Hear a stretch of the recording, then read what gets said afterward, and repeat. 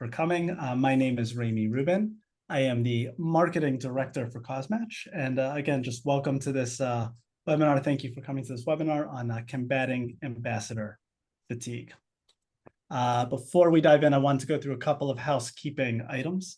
Number one, the agenda today is pretty straightforward. I will be presenting for about 25 minutes, maybe 30 minutes or so, and we'll leave the remaining time, the remaining 15 minutes or so, for question and answer. So it'll be about 30 minutes of presentation, 15 minutes of Q&A. This webinar is being recorded. So if you miss any details, if you would like to review anything or share it with any of your colleagues, you will have the ability to do so. I hope to be able to get this out to you later today. If not, it'll be tomorrow, but you will have a recording to this webinar. Number three, please use the chat. My colleague Lavana is going to be moderating the Q&A through the chat. So you're welcome to put in your questions there throughout the presentation or at the very end. Lavana will field those and offer them to me during the Q&A portion of this. So please feel free to use that throughout.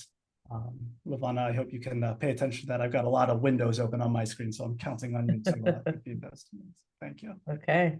Last bit of housekeeping is my contact information is Raimy@CauseMatch.com. I always feel a little awkward that this is such a one-directional conversation. I like when it is a two-way street.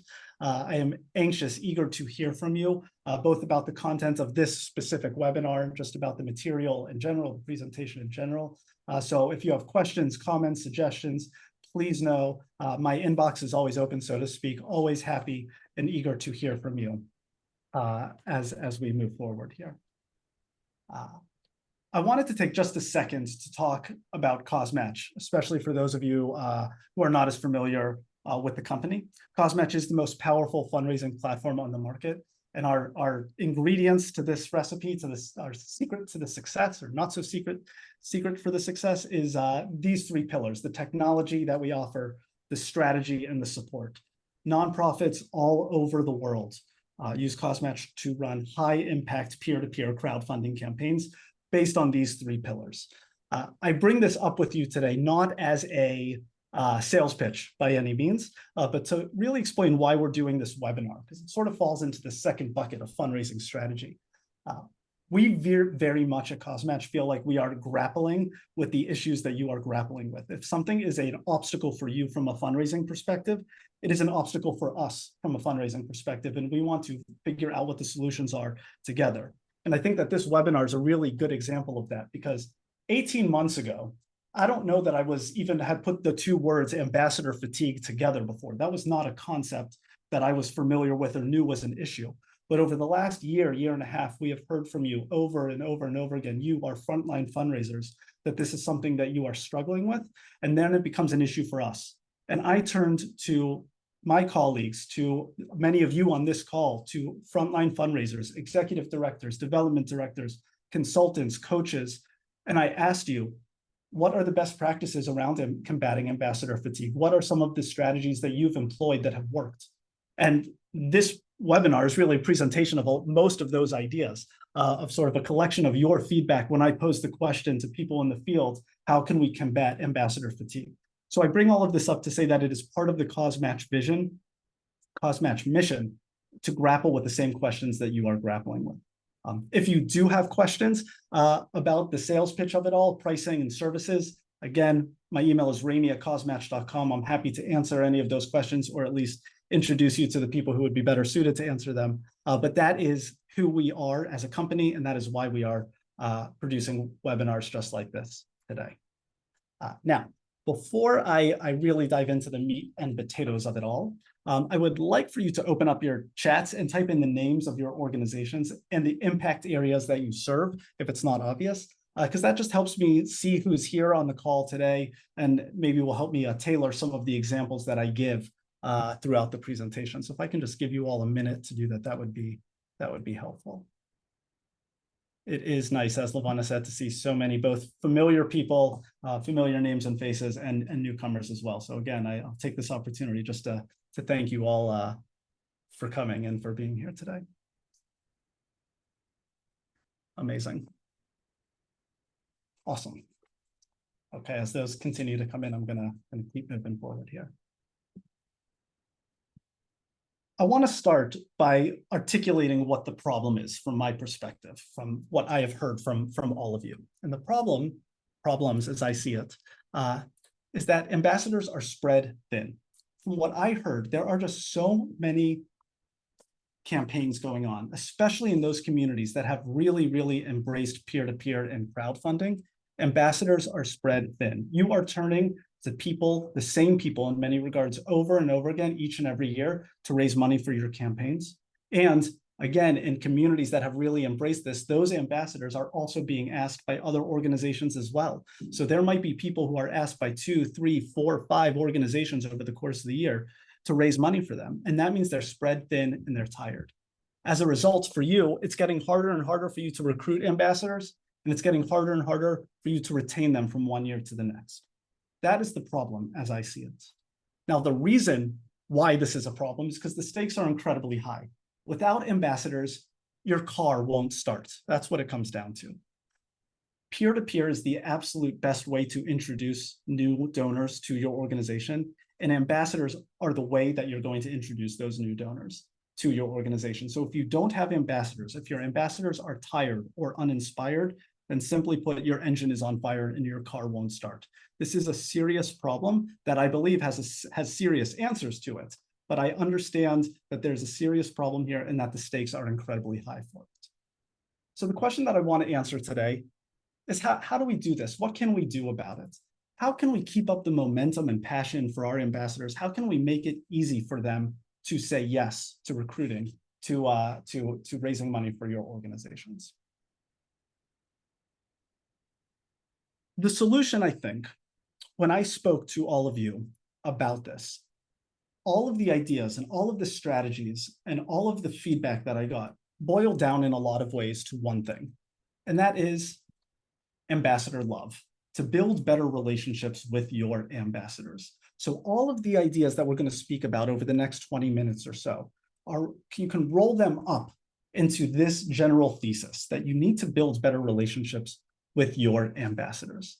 Those of you who have heard me speak before know how much I like talking about donor love and building relationships with your donors and making donors feel absolutely awesome about giving to your campaigns, to your organizations.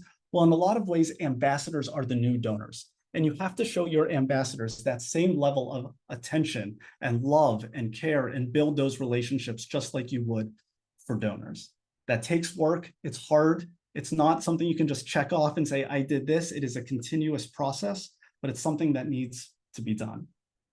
One of the other mindset shifts that I would encourage you to get into is that if you have an $1,000 ambassador, someone who raises $1,000 for you every year, or $5,000 for you, or $10,000 for you, then you have to go in with the mindset for that relationship just as if it were an $1,000, $5,000, $10,000 donor. Just like you would give that person special attention if he were or she were a major donor. That's the attention that we need to pay to our ambassadors, because they are the conduits to all of this money. Even if they're not giving it from their pockets, they are the conduits to all of the money that's being raised for your campaigns. And I think this is even true about prospective ambassadors. So just like if you were to meet someone as a donor who had the capacity to give you a $5,000 gift, that you would give that person special attention, you would try and nurture that relationship.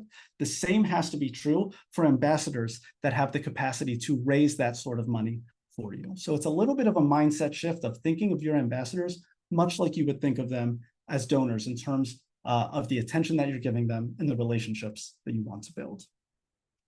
Now, in thinking about some of the more concrete ways to do this, when I was putting together my notes for this presentation, I started to categorize the ideas and strategies into 4 buckets that are all around timeframes. So it's before your campaign. This is in the weeks or the month leading up to your campaign, during your campaign itself, in the weeks right after your campaign, immediately after your campaign, and then between campaigns.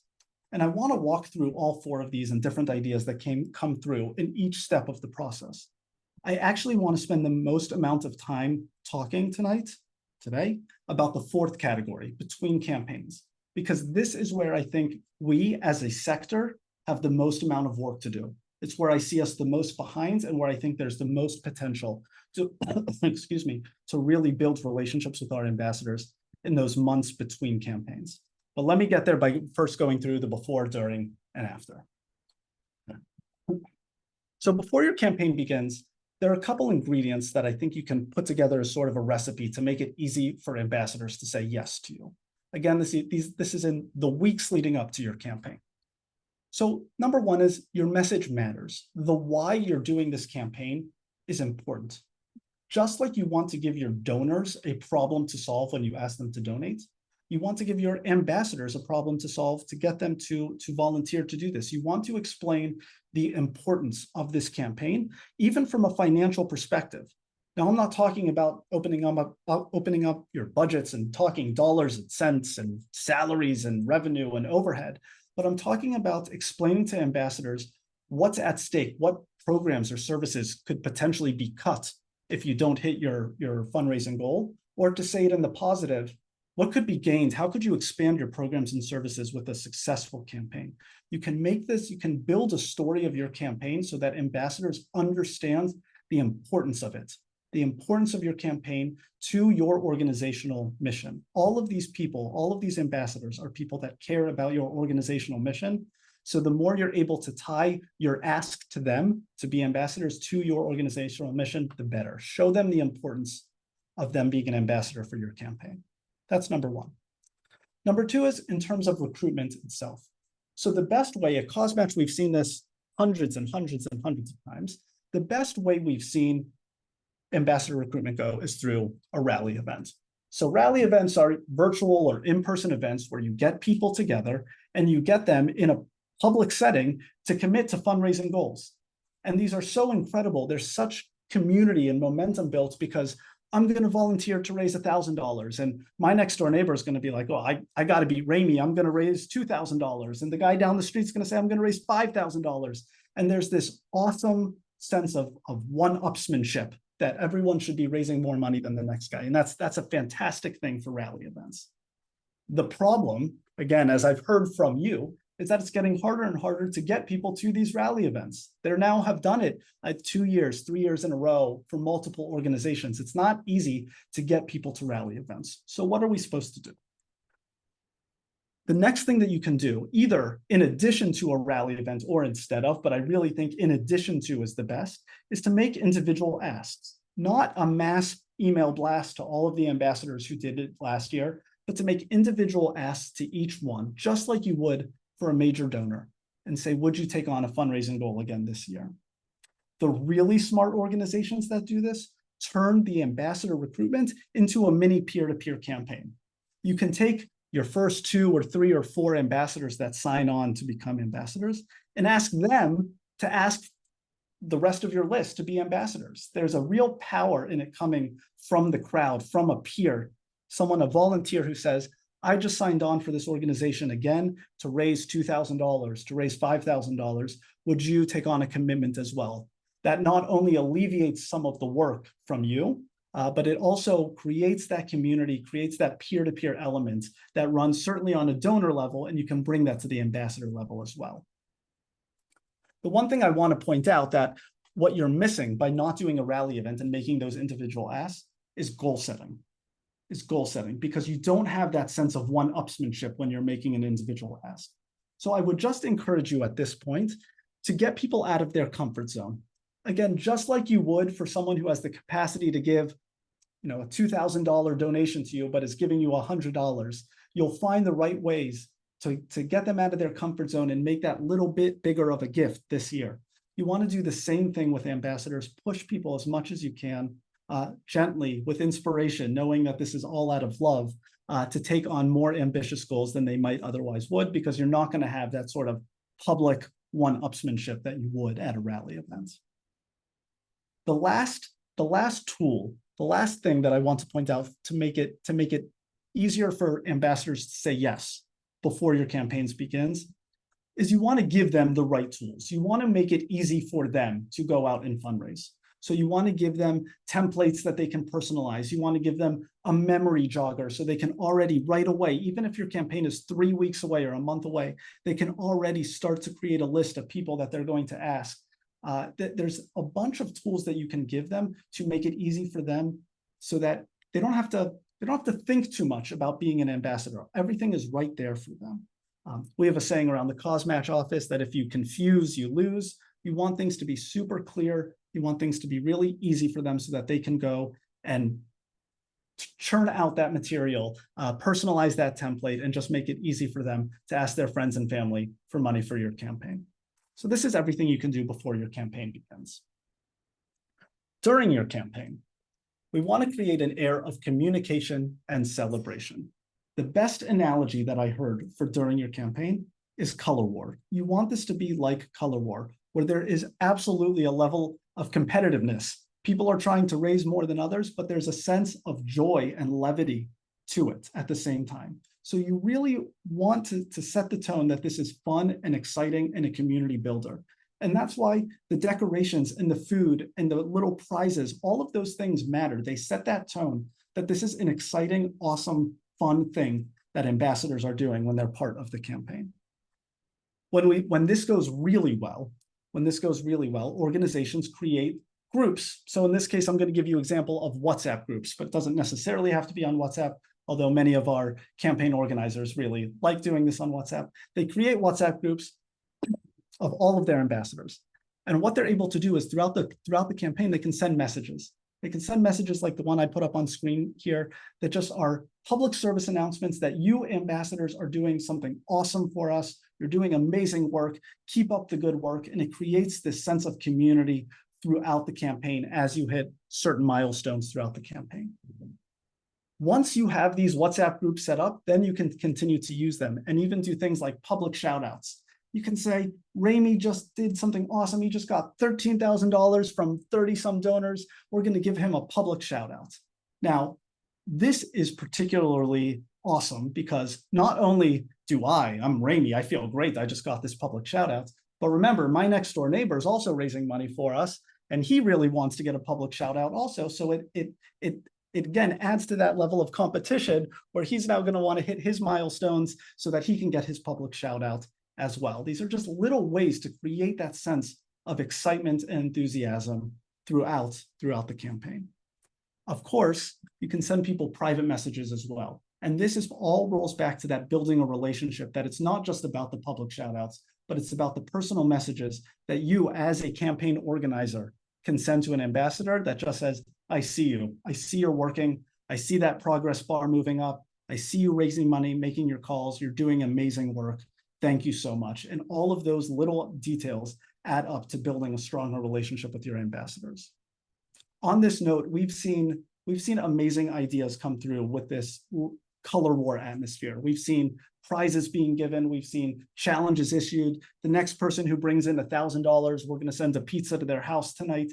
All of these things just add to the level of excitement, and that keep coming back to color war, where we just want this to be fun and exciting. Even though people are making phone calls, we're going to turn this into a celebration, a celebratory event for your organization. So those are things that you can do during your campaign. After your campaign is pretty simple. You want to thank your donors, thank your ambassadors. You want to thank them. You want to thank them in general, and you want to thank them specifically. So you can give them statistics about how much they accomplished, how much they were able to raise, what percentage they were able to raise through what percentage of donors came through them, what percentage of dollars came through them, what level of ambassador, were they in the top 10% of all ambassadors that raised money for your campaign. You can just add a little color and statistics to these thank yous that really make them feel seen and heard, and shows them the impact of what they did for your organization. And of course, to tell stories about what the money is going to do, to come back to that being mission driven and saying you are now able to expand your services because of the hard work of these ambassadors, continuously giving them credit for all of the amazing outcomes that are taking place in your building. Tell them these great stories over and over and over again, and show them that it's because of their hard work. And these are all things that you can do after your campaign, the weeks after your campaign. Now comes time for the between campaigns. You have anywhere from 2 to 11 months, depending on your calendars, of time between campaigns, between when you're finished and when you start planning for the next one. And if you go radio silent on your ambassadors for 8 months, for 9 months before you ask them to be ambassadors again, then of course you're starting from square one. Of course it's hard for you to retain them. And I don't just mean going radio silent like, oh, we sent them the organizational newsletter, so we didn't go radio silent. I mean, communicating to them as ambassadors. If you are not communicating to them as ambassadors in between campaigns, then you're going to be starting from square one again. So I'd like to present 7 ideas. I'm going to do this relatively quickly, but 7 ideas that you can implement in between campaigns that are going to make it easy for ambassadors to say yes again next year. Okay, so let's go through these. Idea number 1 is thank them again. I don't care if it's 6 months, 7 months, 9 months after your campaign, continuously thank them. Remind them that they put in this work. It's not that they've forgotten, but it's out of sight, out of mind. They've moved on to the next thing, but you can remind them and say, your hard work is continuing to pay off. I walk through the building every day and I see the amazing impact. And I think to myself, it's because of the money that you raised from our campaign 6 months ago, 9 months ago. No one ever gets tired of being told thank you. So continuously thank your ambassadors over the course of the year. That's idea number 1. Number 2, I think is my favorite idea of the 7, and that's ask your ambassadors to thank their donors over the course of the year. This has amazing ripple effects. Everyone who's a part of this puzzle is a winner. The organization's a winner. The donors are a winner. They feel gratitude. They feel that they've been thanked. But we're going to focus on the ambassadors here. Why is this such a big win for the ambassadors when you get your ambassadors to thank their donors? It's because it crystallizes their identity as ambassadors for your organization. They become real representatives of your organization if they're reaching out to their donors, to the donors who donated through their fundraising, through their personal pages, to say thank you. And just like I encourage you to remind your ambassadors that they participated in this campaign 6 months down the road. Your ambassadors can do that to their donors as well. That even though it's been 6 months, they still remember their donors' generosity. It is not lost on them. And just to thank them for all of the amazing outcomes and the impact that takes place throughout the organization each day. Ask your ambassadors to thank their donors. That's idea number 2. Idea number 3 is to form an ambassador committee. Some of the ideas that I'm going to throw at you now are a little bit more extensive, right? The first 2, not so much. Doesn't take a lot of time, effort, or work to thank your ambassadors and to ask your ambassadors to thank their donors. But we do have some ideas in here that are a little bit more extensive. So first of all, forming an ambassador committee of your top ambassadors, your most committed ambassadors, takes a little bit of the work away from you. You don't have to do all of this hard work. But let's again focus on the benefit for the ambassadors. When they take on a leadership role, it actually deepens their commitment to the organization. That's a theme that continues to come up, is the more that we invest in the organization, the more we feel invested in the organization. So when ambassadors take on a leadership role within the organization as part of this ambassador committee, where they can be in charge of some of the communication, they can be in charge of some of the events that you want to plan, then they feel more invested. And once again, it crystallizes, it cements their identity as an ambassador for your organization, as a leader within your organization, and makes it all the more likely that they're going to say yes again next year when called upon to volunteer again. So to form an ambassador committee. Now, what are some of the ideas that an ambassador committee can do? That'll lead us to idea number 4, which is host an ambassador barbecue. Summer's coming, the weather's getting nice. Have a barbecue, bring all of your ambassadors together, make an exclusive event just for your ambassadors, and thank them again. Again, I don't care if your campaign took place 6 months ago or 9 months ago. Tell them this is for them. This is to celebrate all of their hard work. For the organizations that we've brainstormed this with, some amazing ideas start to come out. You can get little fun prizes to give everyone. You can call out and recognize high performers for the ambassadors. You can do all these sorts of fun things at these types of barbecues. You can share stories of what went right or what went wrong over the course of a campaign, and continue to build this celebratory environment among your ambassadors. And once again, use it to build relationships with them so that you're nurturing them and that you grow closer throughout the year. So host an ambassador barbecue and give some of the responsibility for this to your ambassador committee would be my advice to you. The next idea is to communicate with them as a segment. Communicate with them as a segment. So what do I mean by that? I mean that over the course of a year, you're going to send out lots of pieces of communication to your database, right? You have organizational newsletters and impact stories and all of these different things that I know your organization will send out to your database. If you can segment out your ambassadors and send them the same exact piece of communication, but just call out in the first lines and say, I'm sending this to you special as ambassadors to the campaign because all of the impact that we're going to report in this impact report is because you volunteered, you took on a fundraising goal and hit it. When you do that, you create this group of that's exclusive, that's elite, that's special. It separates them from everyone else and makes them feel different. So once again, when you turn to them and say, will you do this again? They feel like they are part of this exclusive group. And of course, they're feeling great about the fact that they volunteered and gave of their social capital and of their time when they were ambassadors for you, because they're feeling the gratitude and they recognize the impact of all of their hard work. So I would encourage you again to communicate with them as a segment, as a group, and make them feel special over the course of the year. Number 6 is ask for their feedback.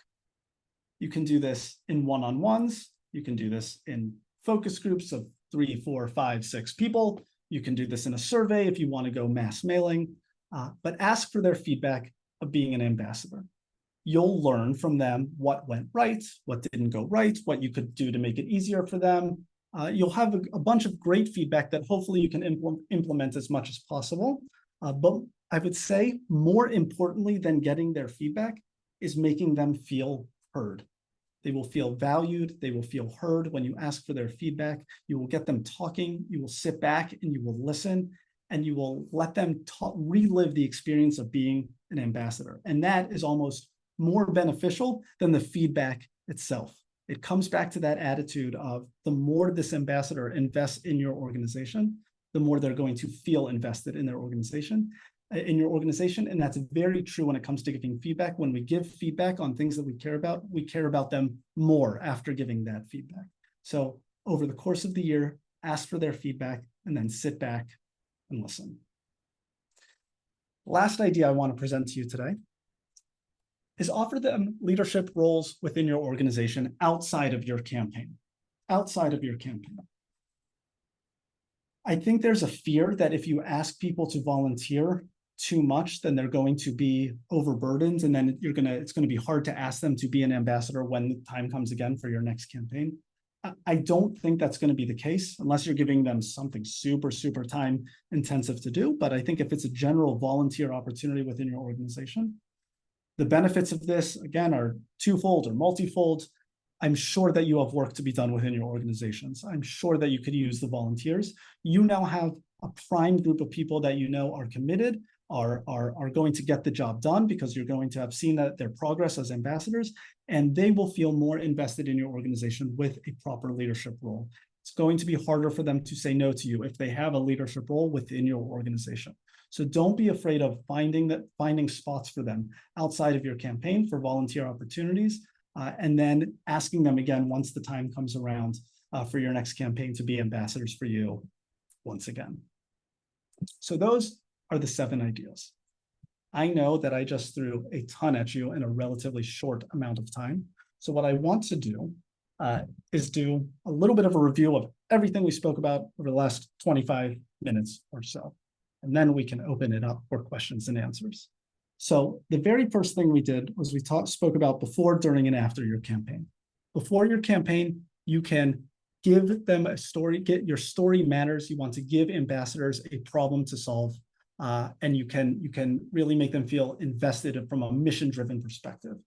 In terms of ambassador recruitment, you're going to want to try and get rally events going so you can create that public sense of excitement and one-upsmanship. But if that does not work, then you can turn to individual asks and ask people one-on-one, and that has a tremendous effect as well, especially as it comes to relationship building. And you want to give them the right tools so that it's easy for them to say yes. They know exactly what's expected of them, and they're never staring at a blank sheet of paper. They always have a template that they can use to turn to their friends and family for donations. During your campaign, you want to create an air of communication and celebration. This is color war at its very best. Make it fun. Prizes, games, food, anything that you can do to build that excitement and call out as a public group your high performers, and just in general create a culture of enthusiasm and excitement throughout the campaign. And after your campaign, you want to thank your ambassadors. It's not more complicated than that. The 7 ideas that we ran through for between campaigns, thank them again, whether it's 3 months, 6 months, 9 months down the line. Thank them over and over and over again. They will appreciate it. It will do wonders for your relationships with them. Tell them to thank their donors. They'll become representatives of your organization, true representatives, if you get them to thank their donors. And of course, your donors will feel valued as well. Form an ambassador committee so they can take on some leadership roles, so they can feel really invested as an ambassador, making it super hard for them to say no again next year. And then you can host events like an ambassador barbecue where you can bring everyone together and celebrate the success of your last campaign. Communicate with them as a segment. So any pieces of communication that are going to go out to your entire database, segment out your ambassadors and call them out as special, as awesome, as giving them all of the credit for the amazing outcomes that take place within your walls. Ask for their feedback, hear what went well, hear what could have been done better, make them feel heard and valued. You'll be able to build upon that. And lastly, give them opportunities for other leadership positions throughout your organization. So with that, Levana, you can come off mute and people can type in any questions that they have in the chat, and we can spend the next 15 minutes or so doing Q&A if people have questions. Yeah. So someone asked earlier if we have a feedback tool. So I can answer that, Raimy, if that. Yeah, please go ahead. Okay. So we do have a way, like Raimy mentioned in passing, to WhatsApp, text, and email the ambassadors from the back end. So as long as you've worked with us in the last year, you should have full access to that in the back end. If you need help with that, you can email us. And we also do actually have a survey that you can send to your ambassadors. It's more relevant for like right after the campaign, but I think you can still send it, 4 or 5 months later. And it's actually fascinating to hear what people, like the feedback that they have about being an ambassador. Amazing. Other questions? Sorry, 1 second. So what about Raimy, people who sign up to be ambassadors, but then they don't reach out to anyone or solicit any donors? Excellent, excellent question. One of the great things about the CauseMatch tool is you can track that in real time throughout the campaign. And I think those people need to have personal touches. You need to call them and see, you can frame it from a what can I do to help?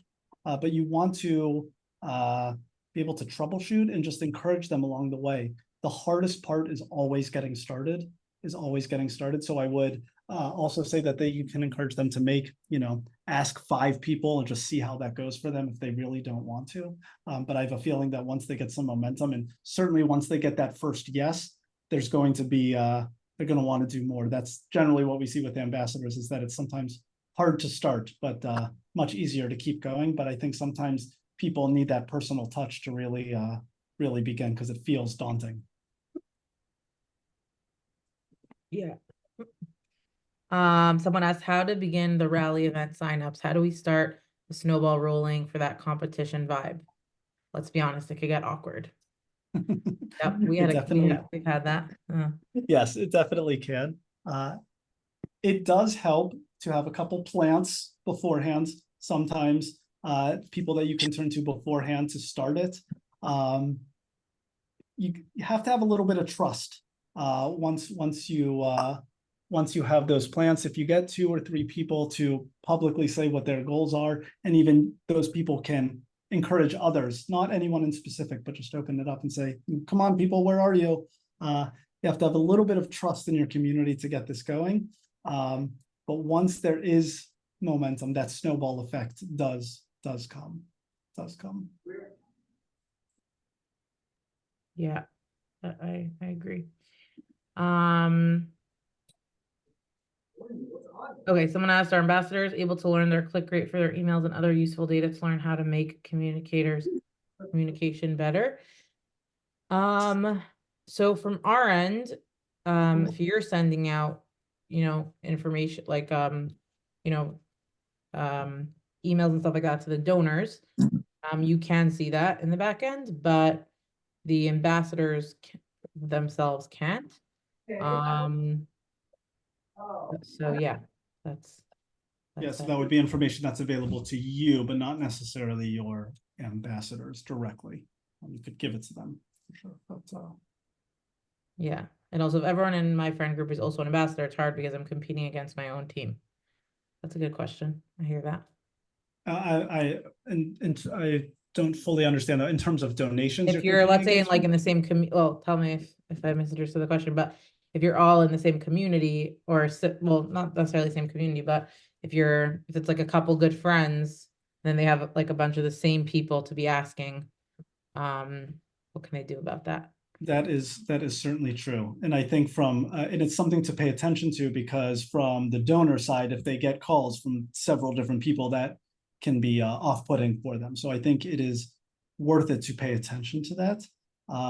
And you might have to divvy up that social group to make sure that everyone has a little bit of piece of that pie. But one thing that we've seen is that it's surprising how many people you can think of to ask for donations for your campaign that ambassadors can think of.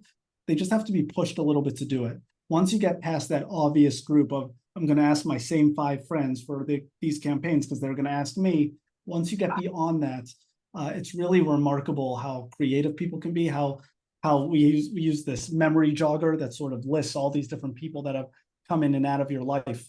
And once you start to think about it, once you're forced to start thinking about different people that you could turn to, that's again when the ball starts to get rolling. And I think you'll be able to go outside of that peer group, outside of that social circle, and find other people who would be interested in donating to the campaign as well. Yeah. Okay, someone asked, how do we deal with many unsubscribes and constant contact? And they're just saying their emails are all well written and professional.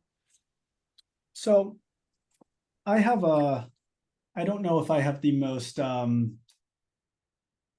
popular opinion about unsubscribes, but I don't really care about unsubscribes. I think that obviously the emails have to be well written and well designed. And it's possible, by the way, I just want to throw this out there, that if you have that many unsubscribed, maybe they're not written with best practices specifically for your emails.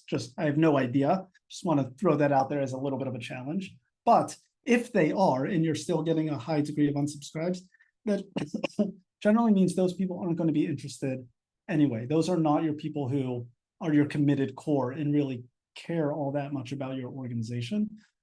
So I'm less concerned with that and more concerned with getting the right message out there to your committed core and using best practices when it comes to fundraising so that you're maximizing your opportunity from those who are remaining on your list.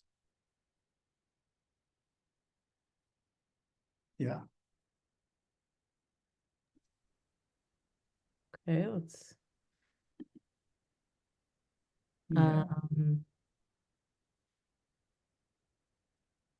how many total emails would you recommend per campaign? So it a little bit depends how long the campaign is, 24, 48, 72 hours or longer. But in my mind, you're going to need to get in front of people several times before you're able to cut through a lot of the other noise out there. Once again, I'm not so afraid of unsubscribe, so I wouldn't be afraid to send out 4, 5, 6 emails over, a 36-hour period, because just even from an advertising perspective, you say you need a touch point, 7 times to really get sticky in people's heads. So hopefully we can condense that a little bit in a short amount of time, especially because these are people who are familiar with your organization. But I would err on the side of over communicating rather than under communicating, because the worst thing that can happen with an over communication is an unsubscribe, and the best thing that can happen is a donation. So I think the pros way outweigh the cons in my perspective. Someone asked if we could send out the memory jogger list Yeah, I think we'd be able to do that. I can include that in the follow-up. in the presentation. I can do that. Yeah. Yeah, and I Okay. always assume that people don't see every email. That is definitely true. So if you need to send them more than one, that is why. It's not that they're necessarily ignoring you the first time. It's just people are busy and there's a lot of noise out there. Yeah, yeah. It's true. Awesome. Okay, any last burning questions? All right. Well, thank you again all for coming. You see my email address there. So if anything comes up, I'll be anxious to hear from you, and wishing you all the best of luck. Thank you. Thanks for coming. Nice to see everyone.